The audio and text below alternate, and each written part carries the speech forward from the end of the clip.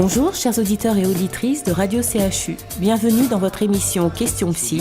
Je suis Diana Oudon-Baylac, psychologue, et je réponds à l'antenne au courrier que vous m'adressez à radio.chu@chu-bordeaux.fr ou sur la page Facebook de Radio CHU.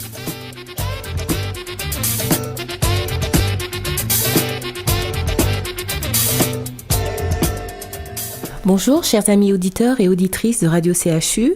Aujourd'hui, nous avons le courrier de Kevin qui a 38 ans et qui nous parle de son addiction aux jeux d'argent. Bonjour Diana, j'ai 38 ans et depuis une petite dizaine d'années, je joue pas mal aux jeux d'argent. En fait, j'ai toujours été un peu joueur, un petit loto par-ci, un petit PMU par-là. Et puis, il y a 10 ans, alors que j'étais vraiment en galère parce que je venais de perdre mon job et que j'avais accumulé pas mal d'arriérés de loyer, j'ai gagné 14 000 €. Là, je ne vous dis pas, ça m'a sauvée. J'ai pu régler tous mes problèmes d'un coup. Et en plus, dans la foulée, j'ai réussi à trouver du travail. Du coup, je me suis sentie en veine et alors j'ai continué à jouer de plus belle. J'ai gagné pas mal de fois, mais c'est vrai que j'ai aussi un petit peu perdu. En plus, j'ai eu de la chance puisque à ce moment-là, j'ai rencontré ma compagne. Et elle m'a mis en garde en m'expliquant que si on faisait le différentiel, j'avais plus perdu que gagné.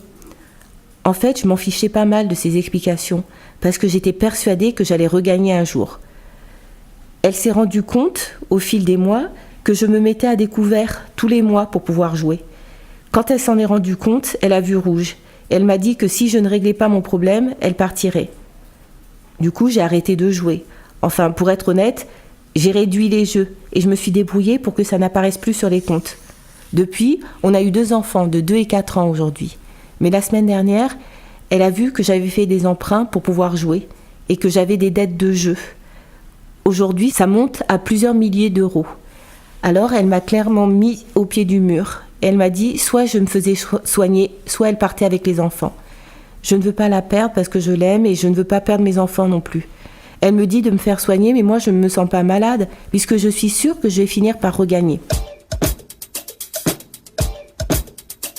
Alors merci Kevin pour ce témoignage. Là, on traite de la question des addictions. Ce qui est intéressant dans votre témoignage, Kevin, c'est toute la complexité et la vérité de l'addiction. À savoir que quelqu'un qui est addict, pour pouvoir s'arrêter, contrairement à ce que la plupart des gens pensent, ça n'est pas juste une question de volonté. Il ne suffit pas de vouloir pour pouvoir. Les causes de l'addiction prennent leurs racines vraiment assez loin dans l'enfance des personnes qui sont addictes. Et puis on parle même de personnalité addictive d'ailleurs. Quand on est dans l'addiction, on s'y adonne pour pouvoir apaiser son angoisse. C'est vrai pour l'alcool, c'est aussi vrai pour les jeux d'argent comme c'est le cas pour Kevin. Donc c'est d'autant plus difficile que, comme vous le dites, Kevin, vous ne vous sentez pas malade et que, en toute bonne foi, parce que vous avez eu de la chance à un moment donné, vous avez gagné une forte somme à un moment donné, vous êtes convaincu que vous allez gagner à nouveau.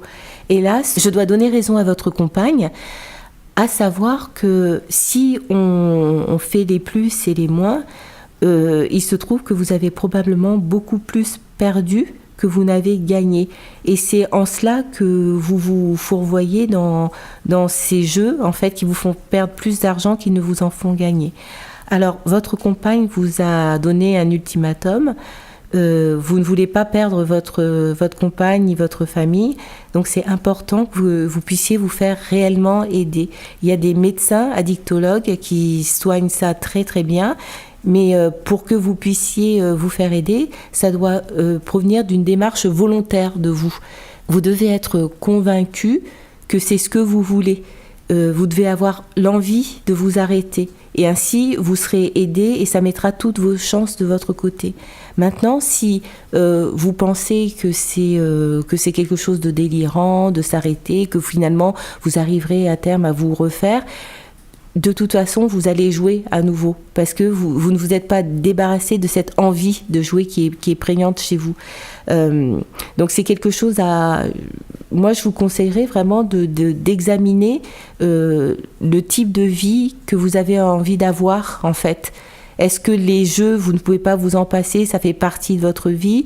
Ou est-ce que votre compagne, vos enfants sont plus importants pour vous? Et à partir de cette réponse-là, je pense que vous prendrez la bonne décision. Merci Kevin.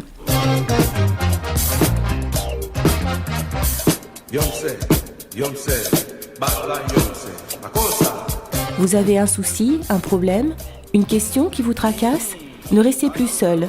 Adressez un courrier à Question Psy, l'émission de psychologie de Radio CHU, et notre psychologue Diana Odon-Bailac vous apportera une réponse claire et détaillée à l'antenne, en tout anonymat. radio.chu@chu-bordeaux.fr ou sur la page Facebook de Radio CHU.